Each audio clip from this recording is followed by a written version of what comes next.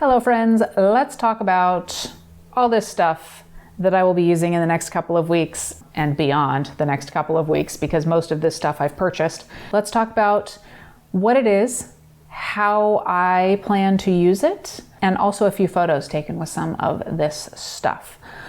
So here it is. I have some notes here that I'll be referencing throughout. Oh, also, first note, members, make sure you check out Member Monday this week, because I am sharing how I might be changing things up a little bit to make things easier on you for finding member content. And also I shared the latest module of the beginner photography course. I'll put a link to that stuff down below if you're interested in finding out what membership is, what it includes. There is a join button down below that you can click and the information will come up, or if you don't see that, because it depends on the device that you're using, whether or not you see it, there's a link in the description below as well.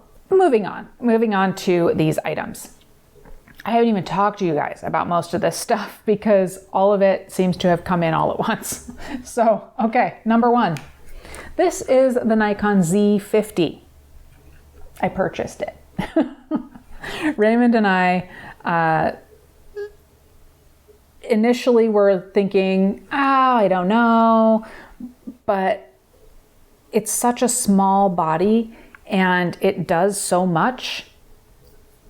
I had to get it. I think we're actually going to sell the Z6 and hold on to the Z7 and this, as well as almost all this stuff. But anyway, that's beside the point. So we purchased it with the 16-50 f3.5 to 6.3 kit lens. I know before you even start, I know this body doesn't have in-body image stabilization. It's okay. This lens does have vibration reduction, as well as the 50 to 250 f4.5 to 6.3 VR lens that also has VR, vibration reduction, which is image stabilization for Nikon. I'll be borrowing that telephoto lens. I did not purchase that.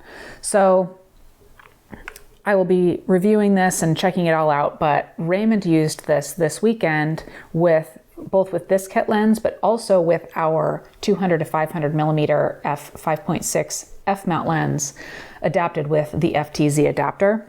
This is very much like a Z6 or Z7, just with the APS-C sensor.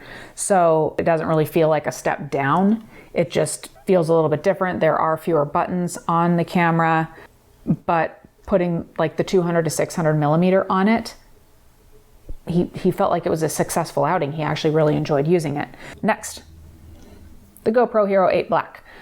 This we purchased because we have the GoPro Hero 7 Black. A lot of times we both want to be using one of these action cameras, so now we can. But also the stabilization was greatly improved. When we were purchasing it, that was the selling point for me. It really is, and it really does work. And I was impressed with the stabilization on the Hero 7 Black. So now it's even that much better. And I'm glad we got it. So I'll be reviewing it though with more details. I've been running around with it side by side with the 7. So what's next? Let's look at the Sony Alpha 7R4, another thing that I purchased. This has the 24mm f1.4 G Master lens on it, as well as the, I always have to look, ECM B1M microphone. This is the new microphone that they came out with at the same time as this body actually.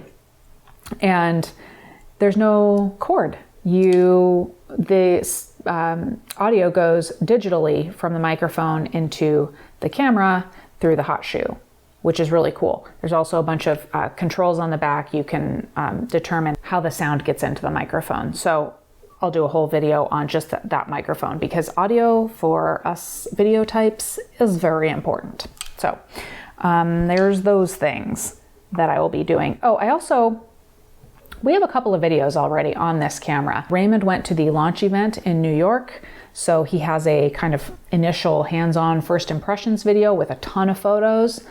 I'll put a link to that down below.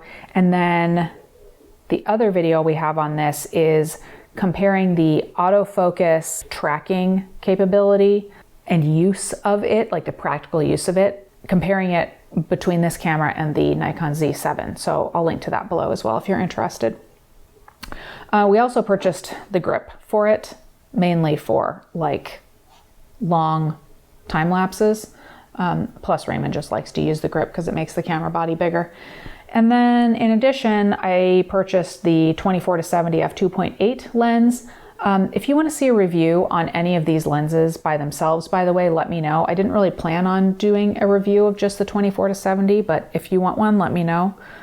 I also have here another lens I've been using on this camera, the Voigtlander 28mm f2 Ultron lens. I've been adapting it. It's an M-mount lens and manual focus.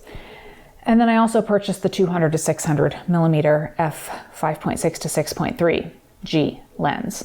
And I actually was at the launch event for that, so I do also have a video on that with kind of my first impressions, along with the 600mm f4 prime lens that came out at the same time. That lens, oh my gosh, but a little out of my price range. This one is much more practical for me anyway. So I will probably do a video just on this because we have the Nikon 200-500mm f5.6. So I think that kind of a side-by-side comparison will be kind of fun. And what else do I have down here? Oh, this is an E-mount lens, but it's not made by Sony. This is the Viltrox 85mm f1.8 lens. This is one of their first, if not their first, autofocus lens. So they make some manual focus lenses, they have some lighting, some general photography accessories. I'm really curious to use it. And in fact, I did use a borrowed 85mm f1.4 G Master lens, the Sony lens, on this Sony body a while back. So I'll be curious to look at the images side by side. While the Sony lens is an f1.4 lens and this is an f1.8 lens, for all intents and purposes, the uses would be the same. So I'll be really curious to see how they compare. And the last thing that I wanted to talk about is this little baby. This is the Sony RX100 Mark VII. This is the first time I have had a RX100 camera to play with. This is borrowed and I have it for another week. So get your questions in because I'm going to be playing with it. Look at its little flip up screen. It's so cute and little. So one thing that I do want to mention about this, just my first thought on it, is that other than being fun, just because it's so little, it is very similar to using the bigger Sony bodies, the APS-C and full frame bodies, because I was not surprised at any of like the button placement, and the menus are very similar. I mean, I got it. I understood them. I knew where everything was. So that is fun for me because, for example, this weekend I went out with the Alpha 7R4 with the 200-600mm lens, but I also had this little guy, and it was easy to move back and forth. There wasn't a switch that I had to do in my brain to move from one to the other because they were so similar. It was just easy to move back and forth, which sounds silly because this is a giant, expensive, full frame camera, very expensive lens. And then, this little guy. So anyway, that is it for today. I do have one more note, and it is a bonus review. It is the lighting that I'm actually using right now. I have these newer LED lights that I've been using for a while now. I've been using these for a few months now.